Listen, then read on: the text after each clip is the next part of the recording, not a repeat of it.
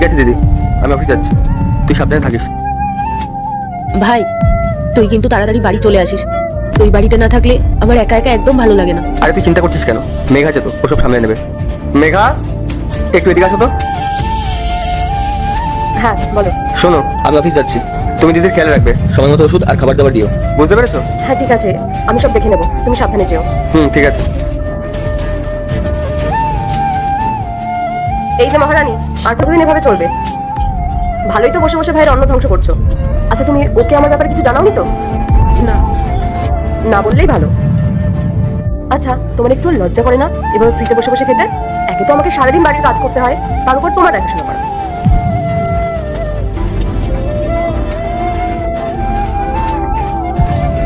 এই শোনো, আমি না তোমার দেখভাল আর করতে পারবো না।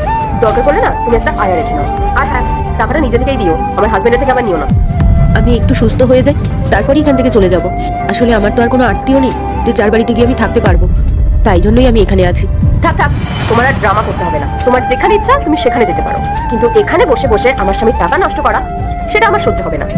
আরে আমরা এখানে আলাদা বাড়ি কিনে আছি যাতে ওর ফ্যামিলি থেকে আমরা দূরে থাকতে পারি, আর তুমি আমাদের পরিবারে এসে জুড়ে বসলে। কাল যখন আমাদের একটা বেবি হবে, তার ফিউচারে কি হবে একবারও ভেবে দেখেছো তুমি? তাই তুমি আজকে এখান থেকে বেরিয়ে যাও।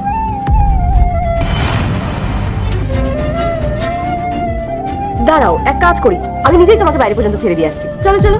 এরপর কি হলো সেইটা দেখার আগে এই দুইটা ছবির ভিতর থেকে যে কোনো একটা ছবিকে ভালোবেসে থাকলে ভিডিওতে লাইক করে চ্যানেলটি সাবস্ক্রাইব করে দাও। আর যদি না করো তাহলে আমি বুঝবো তোমরা ছবি দুইটাকে ভালোবাসো না। আর কমেন্টে লিখে দাও আমিন। মেঘা উঠবে না মানে কি করছো? মেঘা আমার লাগছে। কি হচ্ছে সব? আসলে দিদি না বাইরে ঘুরতে যেতে চাইছিল, তাই আমি নিয়ে যাচ্ছিলাম। তাই না দিদি? ব্যাস, চুপ করে মেঘা, আর কত নাটক করবে তুমি? আমি তোমার সব কথা শুনে ফেলেছি। শুনে নিয়েছো মানে? দিদির জামাই না মাইক ফিট করা আছে, ঠিক আছে? আরে মা বাবা চলে যাওয়ার পর দিদি আমাকে নিজের সন্তানের মতো মানুষ করেছে, আর তুমি তার সাথে এরকম করছো? তোমার মধ্যে কি কোনো মানসিকতা বোধ নেই? আজকে যদি আমার দিদির জায়গায় তোমার মা বাবা থাকতো, তাহলে তুমি এরকমটা করতে পারতে? ভাই তুই চুপ কর, তুই মেঘার উপর রাগারাগি করিস না। না দিদি, তুই আমাকে আটকাস না। ও জানে না যে তুই আমাকে কতটা কষ্ট করে মানুষ করেছিস।